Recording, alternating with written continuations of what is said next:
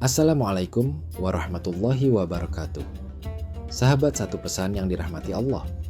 Semoga kita semua senantiasa dalam keadaan sehat walafiat. Amin ya Rabbal Alamin. Benarkah Nabi Muhammad dinantikan dalam kitab suci lain? Bagi sebagian besar umat Islam, gagasan bahwa Nabi Muhammad Shallallahu Alaihi Wasallam adalah nabi terakhir yang ditunggu-tunggu oleh umat Yahudi dan Kristen bukanlah hal asing. Al-Quran sendiri mengukuhkan kebenaran ini dengan ayat-ayat yang secara eksplisit menyebutkan bahwa kabar kedatangan Rasulullah telah termaktub dalam kitab-kitab suci sebelum Al-Quran, yaitu Injil dan Taurat. Sebuah firman Allah menegaskan hal itu, dan ingatlah ketika Isa putra Maryam berkata, "Wahai Bani Israel, sungguh aku adalah utusan Allah kepadamu yang membenarkan kitab sebelumku, yaitu Taurat, dan pembawa kabar gembira tentang seorang Rasul yang akan datang setelahku yang namanya Ahmad Muhammad." Namun, saat Rasul itu datang kepada mereka dengan segala bukti nyata, mereka justru menuduhnya sebagai sihir yang jelas. Quran Surah As-Saff Al-T. Injil kuno yang usianya diperkirakan lebih dari 1500 tahun, beberapa bahkan menyebutnya Injil Barnabas, juga memuat indikasi serupa tentang kedatangan Nabi akhir zaman. Nama Nabi Muhammad Shallallahu Alaihi Wasallam bahkan beberapa kali muncul di dalamnya. Contohnya, di bab ke-44, Barnabas mencatat perkataan Yesus atau Nabi Isa, "O Muhammad, Tuhan bersamamu." Lebih gamblang lagi, di bab ke-112, Nabi Isa menceritakan kepada Barnabas bahwa ia akan dibunuh. Namun, Nabi Isa menegaskan bahwa Allah akan mengangkatnya dari bumi, dan yang sebenarnya terbunuh adalah seorang pengkhianat yang wajahnya diubah menyerupai Nabi Isa. Meski orang-orang akan percaya bahwa yang disalib adalah Nabi Isa, namun Nabi Isa menutup kisahnya dengan pesan penting. Tetapi Muhammad akan datang, Rasul Allah yang suci. Jelaslah, kitab-kitab suci terdahulu memang telah mengisyaratkan kedatangan Nabi Muhammad Shallallahu Alaihi Wasallam. Sebuah kejutan, ramalan Nabi Muhammad dalam kitab Weda. Namun, bagaimana jika kabar kedatangan Nabi Muhammad Shallallahu Alaihi Wasallam ini ternyata juga tercatat dalam kitab suci umat Hindu? Ini tentu menjadi kejutan besar bagi mayoritas umat Islam maupun Hindu, bahkan mungkin bagi mereka yang berada di luar kedua agama ini. Pasalnya, syariat Islam dan Hindu memiliki banyak perbedaan yang mencolok. Ironisnya, bukan hanya Injil dan Taurat yang memberitakan kedatangan Nabi Muhammad Shallallahu Alaihi Wasallam. Nyatanya, ramalan atau berita tentang kedatangan beliau juga dapat ditemukan dalam kitab suci umat Hindu, yaitu kitab Weda. Benarkah klaim ini? Mari kita selami lebih jauh. Agama Hindu adalah salah satu keyakinan tertua di dunia. Meskipun waktu persis kelahirannya masih menjadi perdebatan, sejarah mencatat perkembangannya melalui 3 periode utama. Zaman Weda yang berlangsung sekitar 6000 sebelum Masehi hingga 2000 sebelum Masehi. Kemudian zaman Brahmana dari 2000 sebelum Masehi hingga 1500 sebelum Masehi. Dan puncaknya zaman Upanishad dari 1500 sebelum Masehi hingga 500 sebelum Masehi. Dari periodisasi tersebut, diperkirakan Hindu sebelum Masehi telah eksis sekitar 6500 tahun sebelum Islam hadir. Klaim mengejutkan ini muncul dari seorang tokoh bernama Pundit Vaid Prakash, seorang profesor bahasa terkemuka dari Allahabad University di India, yang juga menjabat sebagai pendeta besar kaum Brahmana. Dalam salah satu bukunya yang berjudul Kalki Avatar atau Avatar yang Baru, ia memuat pernyataan yang menggegerkan kalangan intelektual Hindu. Profesor ini secara terbuka, dengan argumen-argumen ilmiah, mengajak para penganut Hindu untuk segera memeluk Islam dan mengimani risalah Rasulullah Shallallahu Alaihi Wasallam.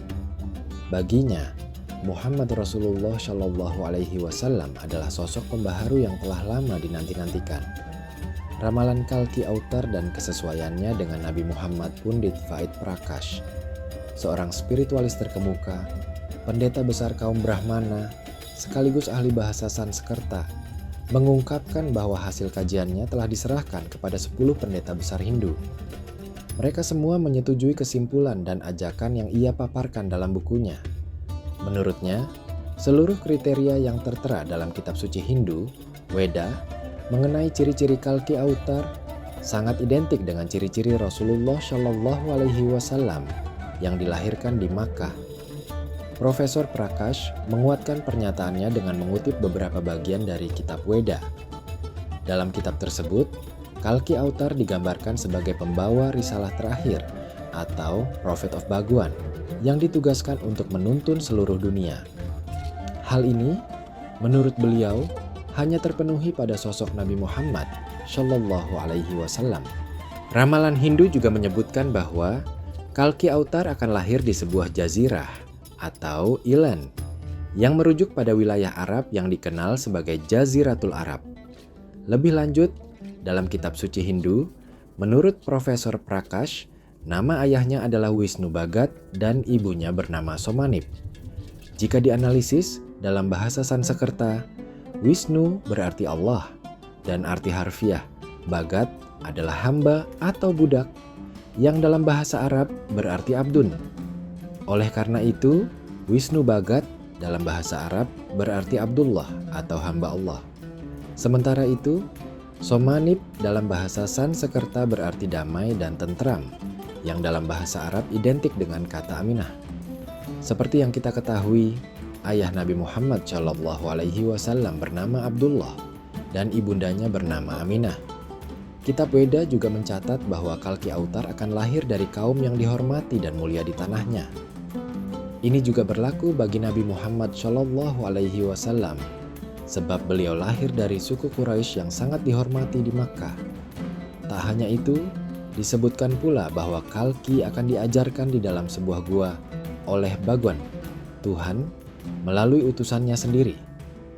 Kisah ini tentu mengingatkan kita pada peristiwa Nabi Muhammad Shallallahu Alaihi Wasallam di Gua Hira saat beliau didatangi malaikat Jibril dan menerima wahyu Islam yang pertama. Dalam buku-buku Hindu juga tertulis bahwa Bhagwan akan menganugerahi Kalki Avatar seekor kuda tercepat yang dengan bantuan kuda itu ia akan melintasi seluruh dunia dan 7 lapis langit. Ini adalah isyarat jelas tentang Burak, kendaraan Nabi Muhammad Shallallahu Alaihi Wasallam. Selain itu, disebutkan pula bahwa Kalki Avatar akan dikuatkan dan dibantu oleh Bhagwan.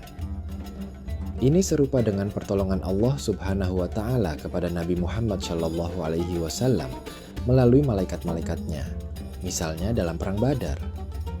Nama Nabi Muhammad dalam kitab Weda agama Hindu sendiri memiliki 3 kitab suci besar, Weda, Upanishad, dan Puranas, yang usianya melebihi 4.000 tahun. Di antara ketiganya, kitab Weda adalah yang paling suci. Yang paling menarik, nama Nabi Muhammad Shallallahu Alaihi Wasallam beberapa kali disebutkan dalam kitab suci Hindu ini. Dengan demikian, kitab Hindu ini secara tidak langsung mengakui kedatangan Nabi Muhammad Shallallahu Alaihi Wasallam. Kitab Hindu juga memaparkan ayat-ayat ramalan tentang kedatangan beliau. Ayat-ayat tersebut ditemukan dalam Bhavishya Purana, Pratisarga Parva 3, Khan 3, Adhyay 3, Sloka 10-27 yang isinya menyatakan Arya Dharma akan muncul di muka bumi ini. Agama kebenaran akan memimpin dunia. Dia diutus oleh Ispatma dan pengikutnya adalah orang yang berada di lingkungan itu yang kepalanya tidak dikuncir. Mereka akan memelihara jenggotnya dan akan mendengarkan wahyu. Mereka akan mendengarkan panggilan sholat dan mereka akan makan apa saja kecuali daging babi. Mereka tidak akan disucikan dengan tanaman semak-semak atau umbi-umbian, akan tetapi mereka akan tetap suci. Di medan perang, mereka akan dipanggil dengan musalaman atau perantara kedamaian. Jika dicermati, ayat itu menggambarkan ciri-ciri umum yang terdapat pada umat Islam. Selanjutnya, dalam Atharva Veda 20, Him ada 27, Sloka 1-14, terdapat kalimat yang mengisyaratkan akan terungkapnya Nabi Muhammad Shallallahu Alaihi Wasallam. Mantra ini mengatakan ia akan disebut Narasangsa. Narasangsa berarti orang yang terpuji, dan dalam bahasa Arab, nama Muhammad juga memiliki arti yang sama. Dengan demikian, Narasangsa dalam bahasa Sanskerta identik dengan Muhammad dalam bahasa Arab. Mantra kedua menyatakan, ia adalah resi yang naik unta. Ini mengindikasikan bahwa beliau bukanlah seorang bangsawan India, menegaskan bahwa tokoh ini bukan dari golongan Brahmana, melainkan seseorang yang berasal dari luar. Lebih lanjut, dalam Samaveda, Uttara Cikar, mantra 1500, disebutkan, Ahmad akan dianugerahi undang-undang abadi. Undang-undang abadi yang dimaksud di sini adalah Al-Quran, salah satu mukjizat terbesar Nabi Muhammad Shallallahu Alaihi Wasallam. Namun, karena masyarakat India kala itu tidak memahami kata Ahmad, maka diterjemahkan menjadi Ahmadi, yang berarti saya sendiri. Alhasil, mantra tersebut diartikan menjadi saya sendiri yang dianugerahi undang-undang abadi, padahal seharusnya Muhammad sendiri yang dianugerahi undang-undang abadi. Penting dicatat bahwa nama Nabi Muhammad Shallallahu Alaihi Wasallam dalam bentuk Ahmad diramalkan di banyak bagian kitab Weda, tak kurang dari 16 tempat berbeda. Wallahu a'lam bisyawab. Semoga kisah ini bermanfaat. Lebih dan kurangnya mohon dimaafkan. Kebenaran hanya datang dari Allah Subhanahu wa Ta'ala. Khilaf atau kekeliruan berasal dari saya pribadi sebagai manusia biasa. Sampai ketemu di kisah-kisah seru yang penuh makna selanjutnya. Wassalamualaikum warahmatullahi wabarakatuh.